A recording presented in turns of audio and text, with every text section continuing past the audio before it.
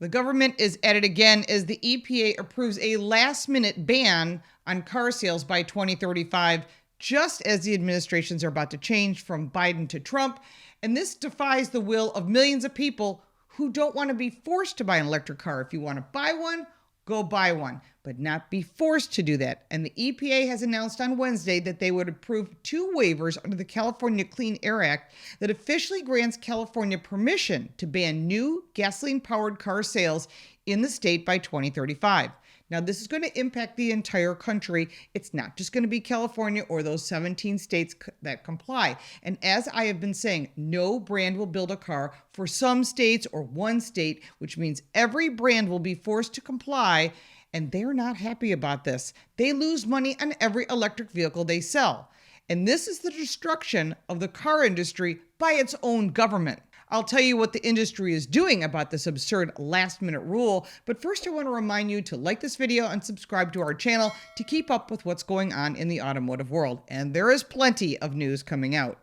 The industry is pushing back, and NADA, which is the National Auto Dealer Association, is disappointed. I would say that's a very light word. I would come up with very ticked off that the Biden administration has granted CARB, which is a California Air Resources Board, vehicle emissions waiver, allowing it to institute a ban on gasoline-powered vehicles beginning in 2026. That's pretty close because we're already driving 2026s. And the NADA has long supported a single national fuel economy standard that is technologically feasible, economically practical, and does not restrict consumer choice. They say we urge the incoming Trump administration to revoke this anti-consumer mandate. And it really is anti-consumer. The American Fuel and Petroleum Manufacturers, or AFPM, President and CEO Chet Thompson issued the following statement in, quote, contrary to claims on the campaign trail that would never tell Americans what kind of cars we have to drive, the Biden administration and the EPA just did exactly that by greenlighting California's ban on sales of all new gasoline-powered vehicles and traditional hybrid vehicles. So both of them would be eliminated. EPA's authorization of the California ban and California's ban itself are unlawful, and these policies will harm consumers, millions of whom don't even live in California, but will be forced to comply, by taking away their ability to buy new gas cars in their home states and raising vehicle costs and transportation costs across the entire country. This will also undermine U.S. energy and national security, and Americans want nothing to do with gasoline car bans, EV mandates, or California radicalism, which they just made abundantly clear in the polls. I suspect this is why the EPA waited until the election to issue this decision. Close quote. This means no gas, no diesel, or traditional hybrid passenger cars and trucks because they don't meet California's definition of what they call zero emissions, and only a small percentage, a maximum of 20% of plug-in hybrids and trucks that are plug-in hybrid will be allowed to be sold. And that will be across the entire country. That will certainly limit your options, especially if you have no place to plug in.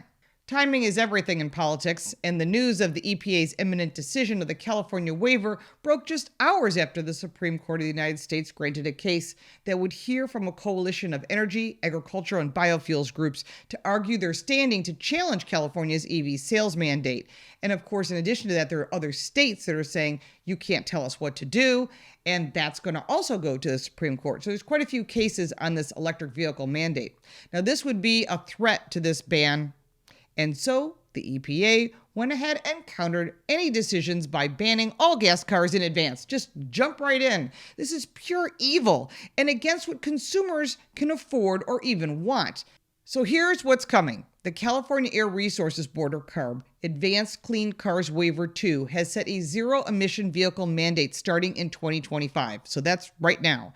And that requires 35% of all new model year 2026 vehicle sales to be zero-emission vehicles, with a majority of those being battery electric. That percentage will continue to increase, and by 2035, 100% of new passenger cars, trucks, and SUVs sold in California and the 17 other states, which means the entire country, must be zero emissions, which means electric.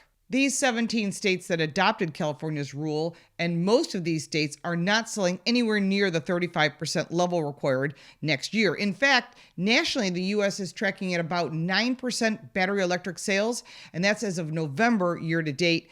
And within those ZEV sale states, plus DC, the average is less than 13% year to date. There's no way they're going to make 100% because people aren't buying them. Approving the California waiver will distort the auto industry as companies will funnel zero-emission vehicles to the states that have adopted the California rules, which severely limits the vehicles that consumers can choose from and what they actually want to drive. Toyota made a statement today that said, by requiring 1 out of every 3 sales to be zero-emission vehicles, California regulation undercuts the sale of other alternative electrification powertrains that can also help reduce carbon emissions as much as and as quickly as possible.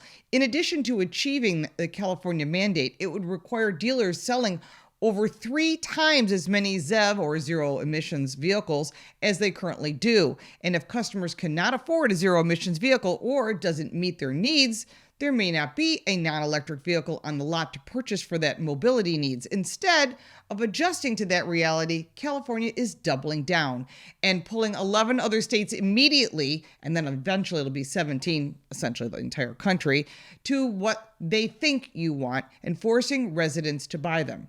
You can tell I'm upset, and this is infuriating to Americans who hear that the government continues to change the rules and greenlight a gas car ban which defies the will of millions of Americans. The EPA is doing all they can to fight back against the incoming Trump team before it even gets into office. And this is one of the many tactics that have been planned to change the will of the people and what they want to drive or can even afford. And until this is overturned or changed, drivers will keep what they have and they won't buy a new vehicle, and this will hurt the auto industry in a whole. However, the waivers could soon be revoked by President-elect Donald Trump, who is reportedly planning to rescind both the federal EV requirement and the waiver issued to California by the Biden administration. I will be watching, I will be reporting, and I suggest you speak out to your elected officials and let them know, stop telling me what to drive.